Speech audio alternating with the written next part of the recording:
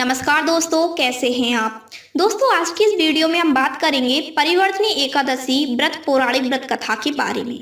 दोस्तों, वीडियो शुरू करने से पहले वीडियो को लाइक करें, अपने मित्रों के साथ शेयर करें और हमारे इस यूट्यूब चैनल को सब्सक्राइब जरूर करें और वीडियो के नीचे कमेंट बॉक्स में जय श्री राम जरूर लिखें। दोस्तों, हिंदू पंचांग के अनुसार प्रत्येक माह के कृष्ण और शुक्ल पक्ष की एकादशी तिथि को व्रत, स्नान, दान आदि के लिए बहुत ही शुभ फलदायी माना जाता है।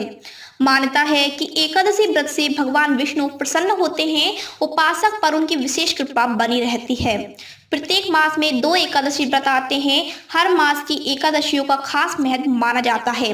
देवशयनी एकादशी से भगवान विष्णु 4 माह के लिए सो जाते हैं, इसीलिए इन 4 महीनों को चतुर्मास कहा जाता है और धार्मिक कार्यों, ध्यान, भक्ति आदि के लिए यह समय श्रेष्ठ माना जाता है। आषाढ़, सावन, भादो, आश्विन ये चारों मास धार्मिक रूप से चतुर्मास और चौमासा के रूप में जाने जाते हैं और ऋतुओं में यह काल वर्षा ऋतु का। भगवान विष्णु चारों महीनों तक सोते रहते हैं और देवोठनी एकादशी को ही जागृत होते हैं। लेकिन इस महीनों में एक ऐसा समय भी आता है कि सोते हुए भगवान विष्णु अपनी करवट बदलते हैं।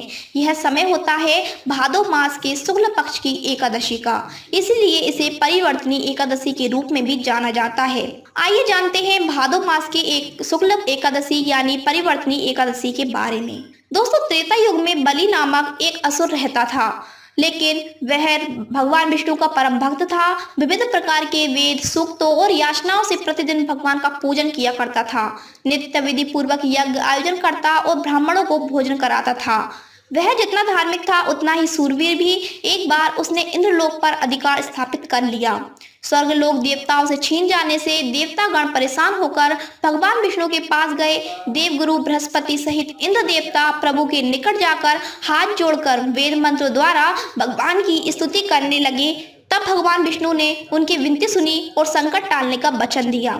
अपने वचन को पूरा करने के लिए उन्होंने वामन रूप धारण करके अपना 5वां अवतार लिया और राजा बलि से सब कुछ दान स्वरूप ले लिया।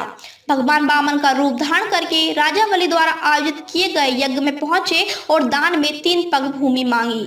इस पर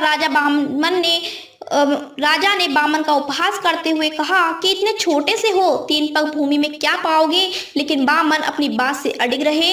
इस पर राजा ने 3 पग भूमि देना स्वीकार किया और 2 पग में धरती और आकाश माप लिए। इस पर वामन ने तीसरे पग के लिए पूछा कि राजन, अब तीसरा पग कहाँ रखूं। इस पर राजा बलि ने अपना सिर आगे कर दिया, क्योंकि वह पहचान गए थे कि वामन कोई और नहीं, स्वयं भगवान विष्णु है। वामन रूप में मौजूद भगवान विष्णु राजा बलि की भक्ति और वचनबद्धता से अत्यंत प्रसन्न हो गए और राजा बलि को पाताल लोक वापस जाने को कहा।